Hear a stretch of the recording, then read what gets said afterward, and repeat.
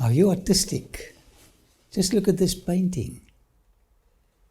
Do you read the story there? Before looking at the drama when Joseph revealed himself to his brothers, let's do a little revision. Now therefore please let your servant remain instead of the lad as a slave to my Lord, and let the lad go up with his brothers. For I shall go up to my father, and if the lad is not with me, lest perhaps I see the evil that would come upon my father. Judah's self-sacrificing attitude is certainly deserving praise. Voluntary submission to servitude on behalf of a brother who enjoyed a higher degree of parental affection in order to save his aged father fresh sorrow and anguish cannot be overestimated. Judah's self-forgetful magnanimity has never been surpassed and but seldom equaled. Judah emerges here as a truly converted man, a worthy ancestor of the promised seed, and worthy to give his name to the chosen people of God. This is typology. He is a type of Christ, Judah, the Lion of Judah. Can you appreciate Joseph's emotional condition after Judah concluded his appeal to stay behind in the place of Benjamin? Joseph could no longer doubt that a complete change had come over the brothers, and over Judah in particular, since the day when he had so eloquently urged the sale of Joseph into slavery. And now he looks at the different Judah. Then Joseph could not restrain himself before all those who stood by him, and he cried out, "Make everyone go out from me." So no one stood with him, while Joseph made himself known to his brothers. Loretta, what do these column bases from the time of Joseph tell you? Judah's appeal did not fail to impress Joseph, she said to me. His speech had shown the most tender affection for their aged father, the most devoted brotherly love and faithfulness to the only remaining son of Rachel. Dad, I think his speech had given ample evidence of the change of heart that had taken place in all of them, not only in of Judah. When Joseph finally realized it, he could no longer contain himself. This is what this beautiful Egyptian art was telling me when I visited Avaris, where it all happened. He couldn't control the fountain of painful and joyful tears of 22 years and asked his palace staff to excuse themselves. He wanted to be private when he would reveal himself to his brothers. Some events needs privacy. And he wept aloud, and the Egyptians and the house of Pharaoh heard it. I think when he burst out in tears, his brothers were flabbergasted. What's happening here? Tears are washing away the pain and rejection he carried for all these years. Then Joseph said to his brothers, and now he's speaking Hebrew, "I'm Joseph. Does my father still live?" But his brothers could not answer him, for they were dismayed in his presence. The emotional and psychological effect of this announcement is easier to imagine than to describe. I love these stories.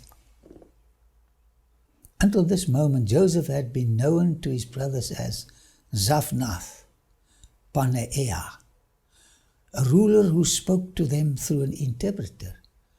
Now this august lord of Egypt suddenly spoke to them in their own language. Hey, you should have seen their faces.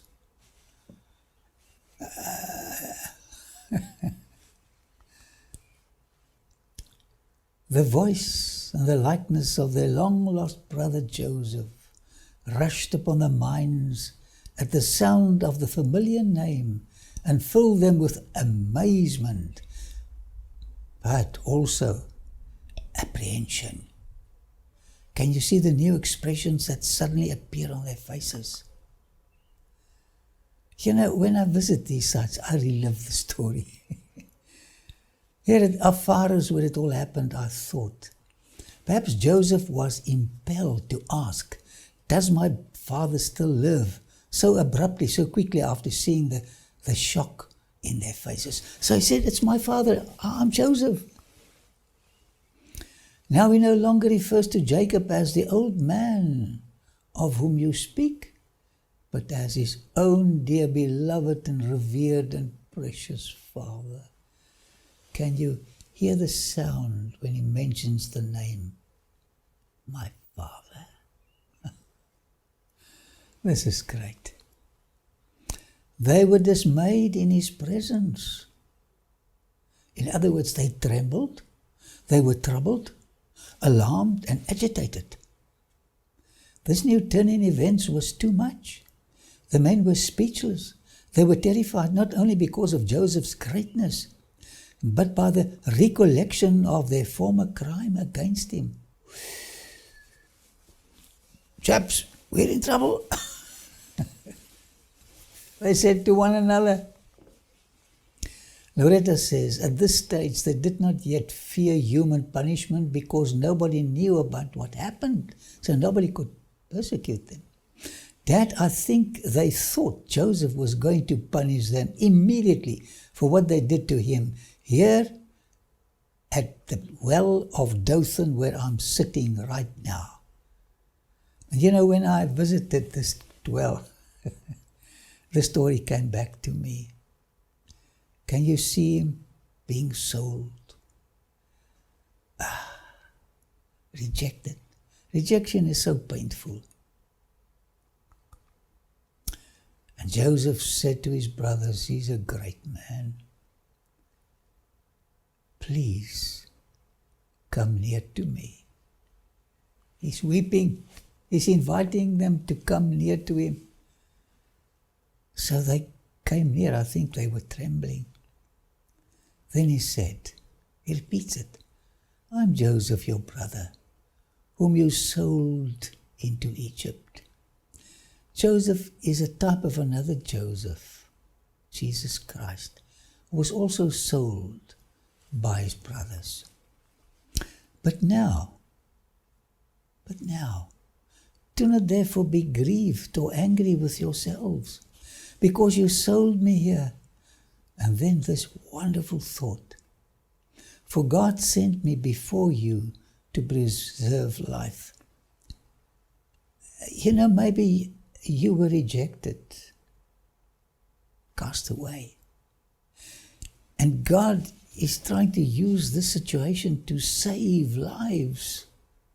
Don't see the trauma in a negative fashion. Instinctively, they shrank from Joseph's presence at the alarming truth that the mighty Lord of Egypt was their brother. They couldn't take it. They moved back. He assured them in the kindest of words that he had no intention of taking revenge on him. Don't worry, brothers. It's fine. God is in this whole drama. He could not avoid allusion referring to their former wickedness, but this was done in a spirit of charity and forgiveness. Isn't this beautiful? We can mention harm that was done to us in a spirit of forgiveness, not retaliation. Do not therefore be grieved or angry with yourselves, because you sold me here. For God sent me before you to preserve life. These words still echo through the ages. Can you hear them? He might have justly rebuked his brothers, but instead manifested sympathy and consideration toward them. What a beautiful type of Christ and the way he handles our trespasses. Joseph could have retaliated, but he forgave. We can retaliate, but forgiving is much better. He could see God's leading in his life from a slave to a ruler in Egypt. And what about you and me? You know, if you look back at your past, you'll be able to detect how God was leading you up to this very moment. For these 2 years, the famine has been in the land, and there are still 5 years in which there will be neither plowing nor harvesting. Now he's talking business. And God sent me before you to preserve you a posterity in the earth, and to save your lives by a great deliverance. He spoke prophetically that God had brought him to Egypt in order to preserve through him the family destined to become God's chosen people. It was made possible because he saved them from starvation. So now it was not you who sent me here, but God. Look at this. If we could see God in the trauma that comes to us in life, it'll make a big difference. And he has made me a father to Pharaoh, and lord of all his house, and a ruler throughout all the land of Egypt. Joseph spoke to them concerning his authority. God honored him in his high position. Fortunately, they sold him. They chucked him out. And now, the tears of pain changes into tears of joy. He used 3 expressions to describe his office, of which the first one was father to Pharaoh. He was a trusted counselor of the king and a sustainer of the dynasty. That's the Hyksos dynasty. Lord of all his house. The second term had already been used by the king himself at the time of Joseph's appointment. It indicates that Joseph stood at the head of the royal household. This is something. Ruler throughout all the land of Egypt. The third designation, also bestowed upon Joseph by Pharaoh, was certainly not new to Joseph's brothers, who had heard of and experienced his authority. They already knew that his power was not limited to the distribution of food, to the dealings with foreigners, but that he was actually viceroy of Egypt, one who rules a country as the representative of who is empowered to act in the sovereign's name. Listen to this. Hurry,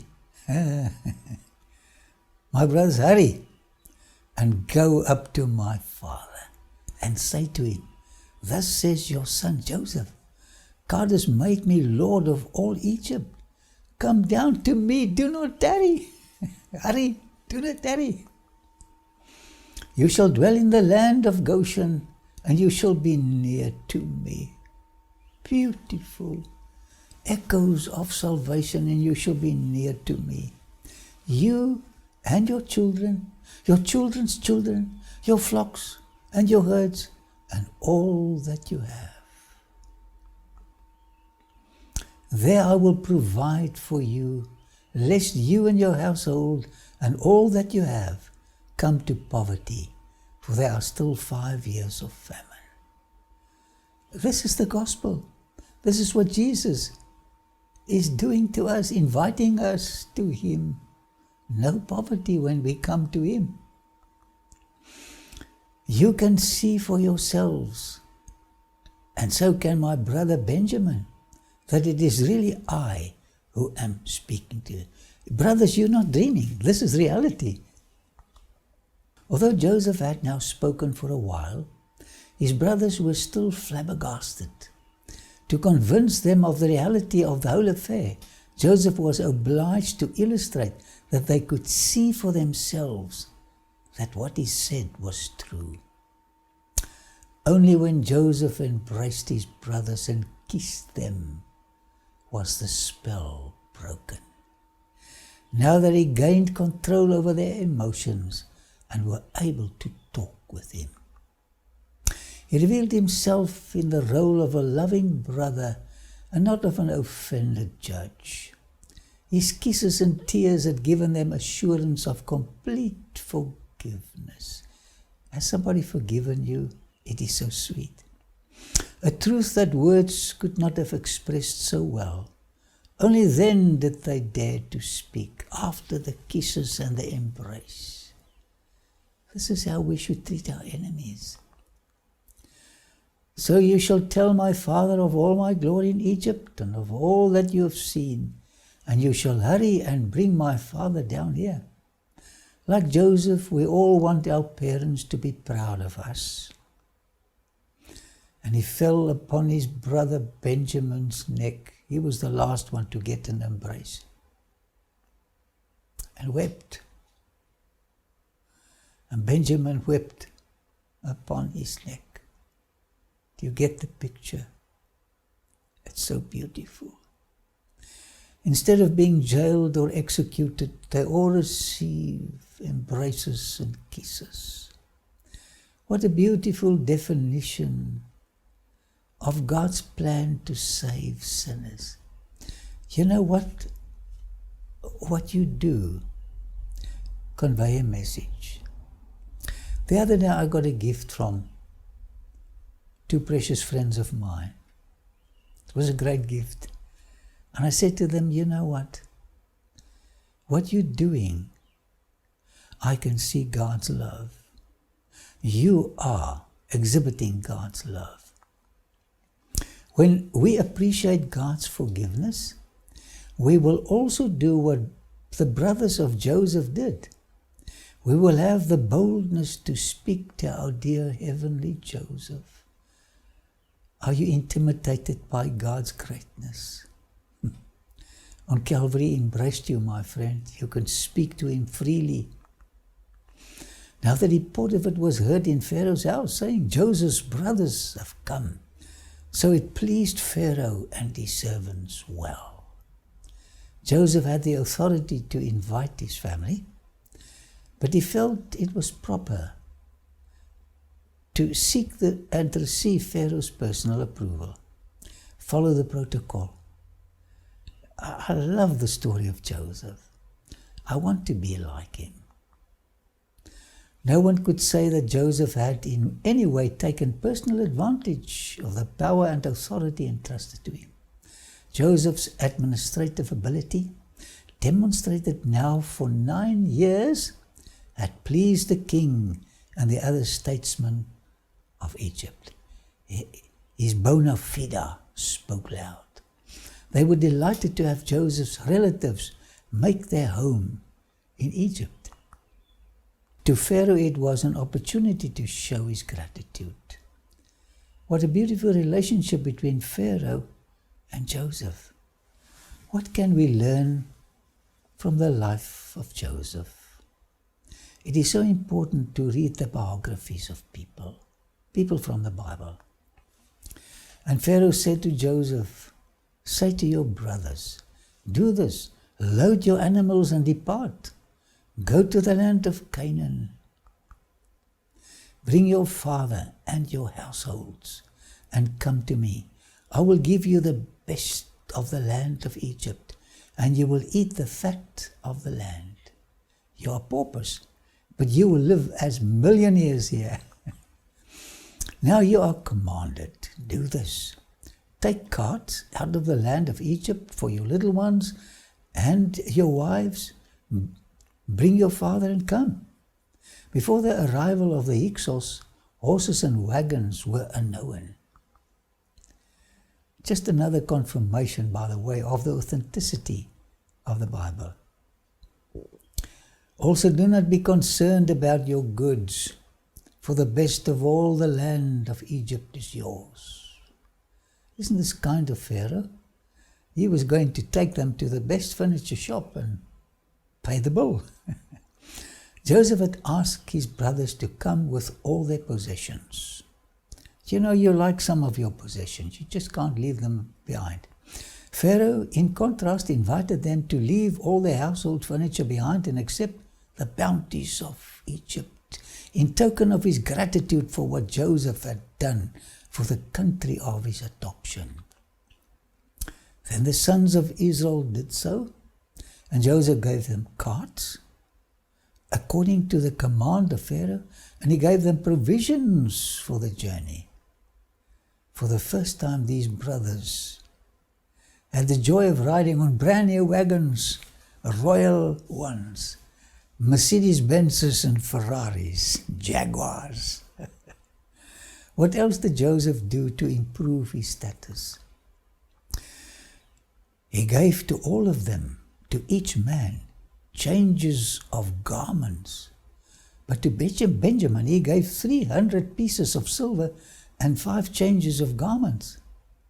Their old, tattered, worn-out garments were replaced by the brand new special royal ones. Is this what our Heavenly Father is going to do when we are going to be transferred to the heavenly Goshen? You know, big surprises are awaiting us. Are you aware of another Joseph who replaces old garments of sin for special new ones, the perfect righteousness of Jesus? And he sent to his father these things: 10 donkeys loaded with the good things of Egypt. They carried a load that they've never carried before. And 10 female donkeys loaded with grain, bread, and food for his father for the journey. Typology. Here you read the gospel. What kind of transport and food and clothing does our heavenly Joseph provide for us to come to him? Everything. Do these donkeys know about the one that Joseph sent to fetch his father? So he sent his brothers away, and they departed, and he said to them, "See that you do not become troubled along the way." They had so many things to talk about on their way back. Reuben might reproach them again, and they could have told him to shut his big mouth. I love the story. Homo via tors is the great French philosophy. We're on our way to a destiny. And this man and his son are heading to a destiny, and we are heading to our destiny. And on your destiny, please do not quarrel with your loved ones. To your destiny, appreciate them. We're here just for a few moments, and then we're gone. So we go through life but once. Let us be kind to one another. Then they went up out of Egypt and came to the land of Canaan, to Jacob their father. What did Jacob see? Different faces with different expressions and wealth. Those donkeys were so happy when they eventually offloaded their loads. How did they feel when they approached Beersheba? It was close to Hebron, just a few k's. And they told him, saying, "Joseph is still alive, Dad."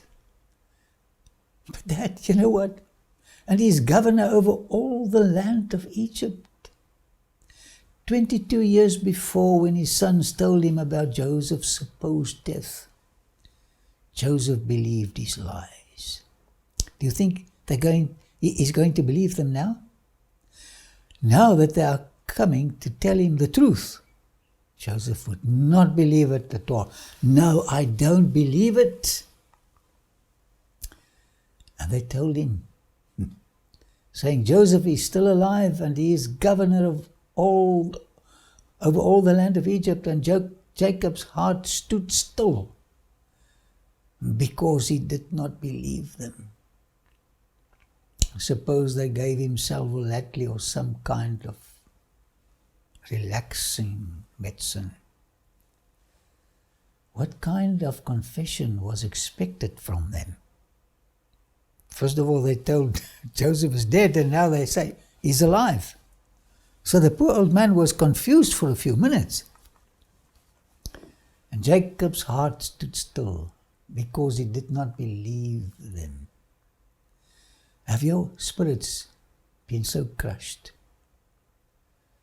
that your heart stood still? Sometimes we've had so many tragedies that it's difficult to be optimistic. You don't trust people anymore. And by the way, how would he ever get to that faraway land? You tell me he wants me to go there, but how do you think I'll be able to get there? What if somebody would tell you that your chronic pain, like that of Jacob's, would eventually be replaced with joy untold? And my dear friend, we all have pain. We all have a story of pain and rejection. And there's only one good news. That's the good news of the gospel. Pain will soon be gone away. Go away. But when they told him all the words which Joseph had said to them, and when he saw the carts, the wagons, the Ferraris, Mercedes-Benzes, which Joseph had sent to carry him, the spirit of Jacob, their father, revived. Typical man, eh? What can regenerate the crushed spirit of the Christian? When he sees the gospel vehicle that can transfer him to the place where there is eternal joy, with no pain, with no death, with no rejection. The gospel is the wagon, my friend, that can take us from here to there. Then Israel said, it is enough. Joseph, my son, is still alive. I will go up and see him before I die. The change of name, the name here is significant. He's called Israel. In spirit, Jacob rose once more to the stature of a prince of God. The realization that his long-lost son was still alive, and the anticipation of an imminent reunion with him, invigorated the aged patriarch. Relive the second coming again. And what happened to Jacob will happen to you. We've got a wonderful, blessed hope. The second coming of Jesus. His vitality revived, as is apparent from the immediate decision to go down to Egypt. The sight of Joseph would be rich compensation for all the long years of sorrow and anguish, and would crown his life with joy. My dear friend, I've got extremely good news for you. The day when Jesus comes, we will experience new vitality. Our spirits will be revived, and we will receive the gift of immortality. Father in heaven, sometimes grief, disappointments crush our spirits. But thank you for the good news that the heavenly Joseph invites us to the heavenly Goshen, to an embrace where all our tears and questions will disappear. Help us to look and live in Jesus' name. Amen.